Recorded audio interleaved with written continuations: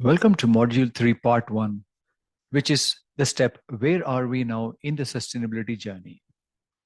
We will look at outcomes and assessments.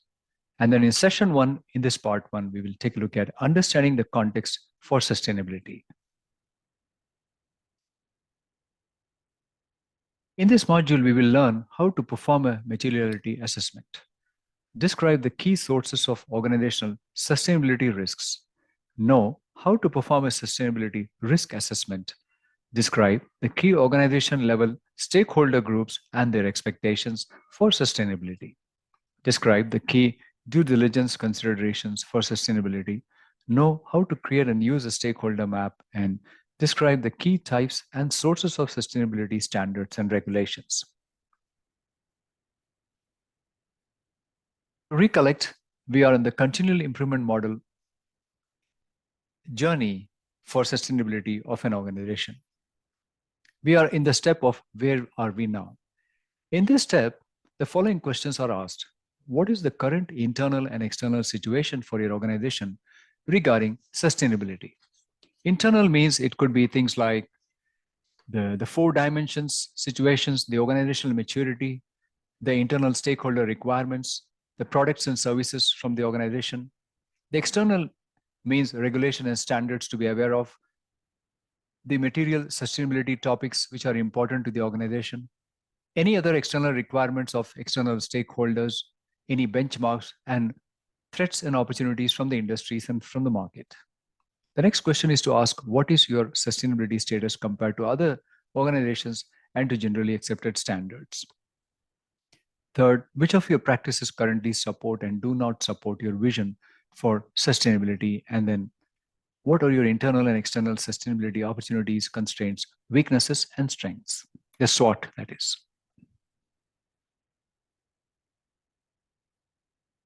The output of this where are we now step are a materiality assessment report, a mind map.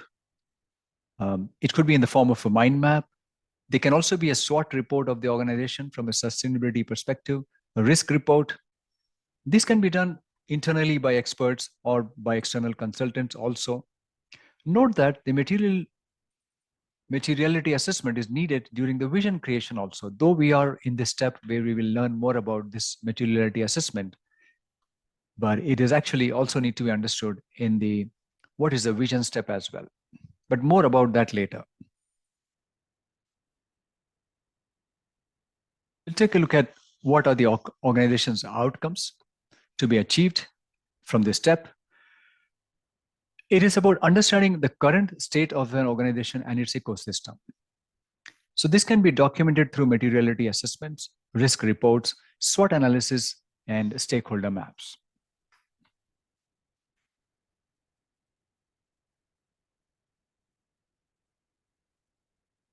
What is the meaning of an assessment? It is about gathering and analyzing data to understand the current state of a system.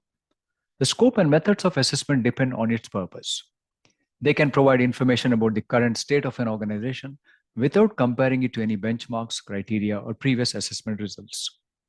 So as mentioned earlier, we're going to do or take a look at materiality assessment, sustainable risk assessment, and stakeholders review, meaning the requirements review. Let's begin by understanding the context of an organization for sustainability.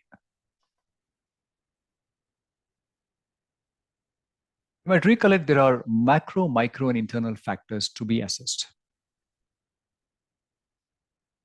Macro is as we see in this map, it's about the pestle analysis, political, economical, social, technological, legal, environmental.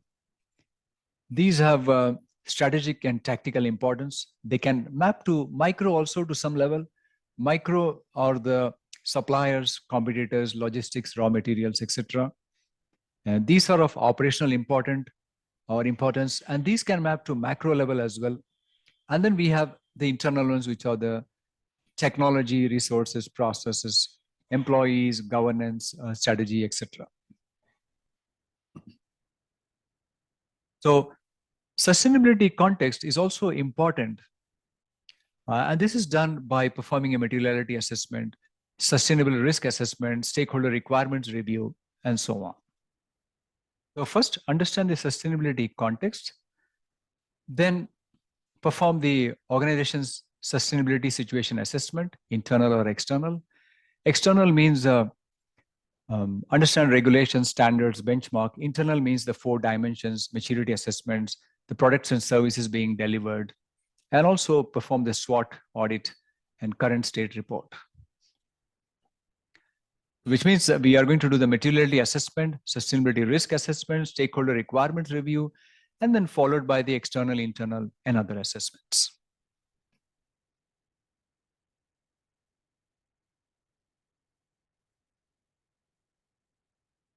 Performing a materiality assessment.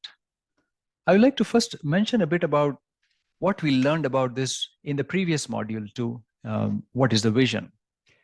Initially, the materiality assessment was recommended by the Global Reporting Initiative, the GRI G3 guidelines for sustainability reporting framework for annual reporting, for financial materiality and non-financial materiality. What exactly is this materiality assessment? And we learned in the previous module that it actually helps to define the opportunities, to mitigate business risks. It creates better stakeholder engagement. It integrates sustainability into the business strategy. It positions the organization properly. So mainly it is about identifying the most important social, environmental, and governance topics of relevance for the organization.